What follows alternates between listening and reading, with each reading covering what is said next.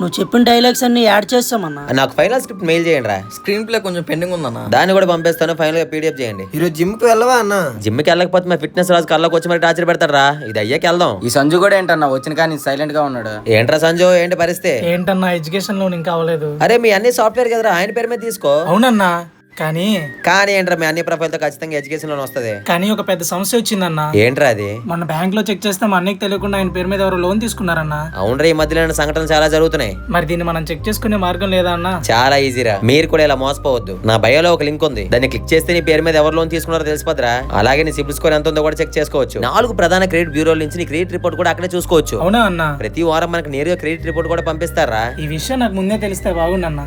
లేఖలకు కూడా కేసు పెట్టాం. ఇది మన ఇండియాలోని 7 భాషల్లో అందుబాటులో ఉందిరా. చాలా మంది ఇలానే మోసపోతున్నారన్నా. అందుకే మీ క్రెడిట్ రిపోర్ట్ ని ఎప్పటికప్పుడు చెక్ చేసుకోవడం చాలా మంచిది. ఒకవేళ మన పేరు మీద ఎవరైనా సరే లోన్ తీసుకున్నా సరే మీకు ముందుగానే తెలుస్తుంది. ఇది పైసా బజార్ వాళ్ళది. మీకు ఇంకా డౌట్స్ ఉంటే పైసా బజార్ గురించి ఎంక్వైరీ చేసుకోండి. నా బయోలో లింక్ ఉంది, మీకు యూజ్ అయితే చెక్ చేసుకోండి. Thank you.